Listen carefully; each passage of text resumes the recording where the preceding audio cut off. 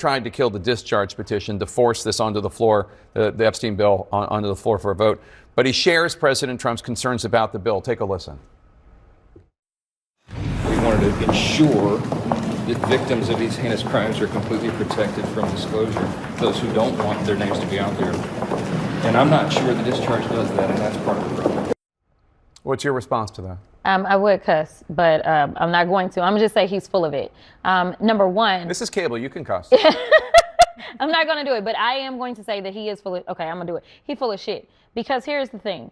Number one, we know that he didn't even bring the House back in because he was trying to avoid us dealing with Epstein. In fact, he would not even swear in a duly elected, now new member of Congress, depriving and having to be sued by her state and others because they literally did not have any representation. He violated the Constitution to avoid this. So miss me on pretending that this is about the victims. In addition to that, when we finally released some of the information that we got from the Epstein estate and we had all the victims' names redacted, who was it that was out there saying, oh, and this person is the person that is supposedly mentioned in this section? The Republicans, yeah. The Republicans did that to the extent that that victim's family had to come out against them for revealing potentially her name. So they're full of it. So right now, what I think is going to happen, the only reason that he is switched is because obviously he has had lots of conversations. Either the Senate is not going to take it up or they don't have the votes in the Senate. One of the two. But he never plans for this to actually go forward. Or you think this is going to get killed in the Senate? I think that this is going to get killed some way, somehow. Or the other option is that I think they're going to do the very same thing, and not necessarily the same thing, but the very reason that the files could not be released before is because there were active cases that were taking place.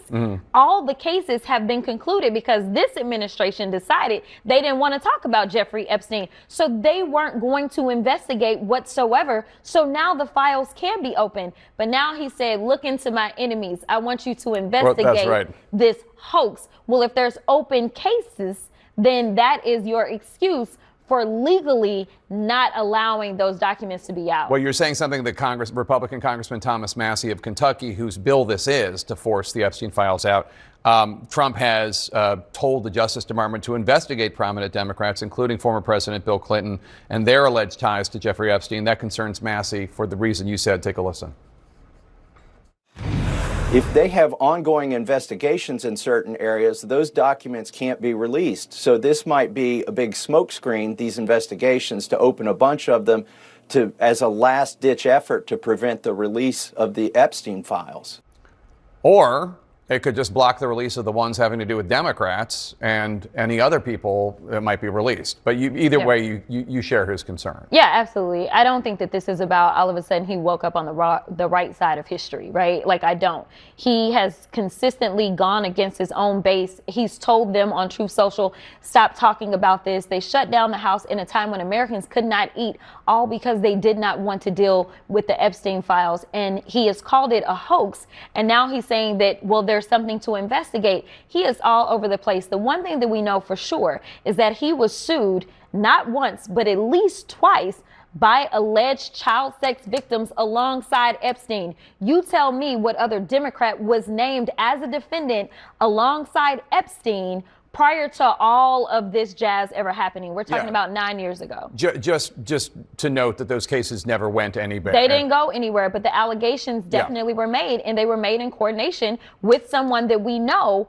After looking at the emails, Jeffrey Epstein, when he was charged in 2009, he said in those emails, I'm going to have to take the deal for the mandatory minimum of 10 years because I'm afraid I will get more time.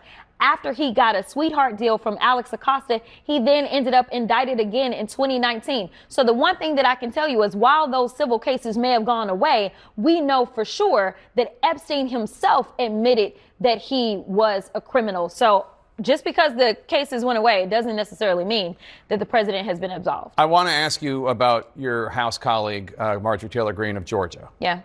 Viewers will remember you once called her a bleach blonde, bad-built, butch body during a House committee meeting. For the record, she insulted you first. She had insulted you first. That is true. The rivalry aside, you both agree on the Epstein thing. This has put her on the outs with President Trump. I want to play something that she said to my colleague Dana Bash yesterday on CNN. I would like to say humbly, I'm sorry for taking part in the toxic politics. It's very bad for our country. And it's been something I've thought about a lot, especially since Charlie Kirk was assassinated, is that I'm only responsible for myself and my own words and actions. And I am committed, and I've been working on this a lot lately, to put down the knives in politics. You posted, "This almost feels like a moment where Marge should phone a friend. I'm here for you, girl." Have you spoken? And what's your reaction to what you just said? Okay, so I want you to know that there was sarcasm in that. I assume so, but I didn't want to state it. I was being sarcastic, but there's always a little bit of truth in jest. So I do want to be clear that another portion of that post is I said, I told you you couldn't trust him. And I believe that. I believe that we all need to pay attention to Trump and how he acts. He is the cause of all the confusion and the destruction that we have seen in politics, as far as I'm concerned. Because it used to be we could disagree, and that was that. I disagree with a lot of Republicans, but it does not necessarily turn violent. Ever since he's been introduced into politics, we have seen a consistent spike in the violence when it comes to politics. So here's the deal with Marjorie. I can appreciate what she says, but I'm gonna have to see her actions. And the reality is that where was this type of mood when we saw what happened to Mr. Pelosi in his home, who's not even an elected official, but because somebody decided to go after Nancy Pelosi? Where was this when we saw that we had local elected leaders murdered here recently, the former Speaker of the House in Minnesota? Like, where was this, right? And so what is so frustrating for me with not only Marjorie, but MAGA as a whole, is they're in the find out phase. And so now that it's hitting them, they're like, oh my gosh, this is awful. But you should have looked at this externally and said, this is an awful environment. The fact that one of y'all competing news brands decided to go out and do a whole story on the fact that I pay for security I have to pay because of the dumb stories that they run about me, security that I have to pay for because of all of the hate that people like Marjorie and other MAGAs put out there, it is problematic. And then to have the president troll her, as well as Laura Loomer troll her about the fact that she needs security. Well, my only answer is, if the president thinks this is a joke, then give us all the money back for the security that we pay for him to go and golf or to go and wherever he is going. Give us the money back. And maybe some Americans can get some health care,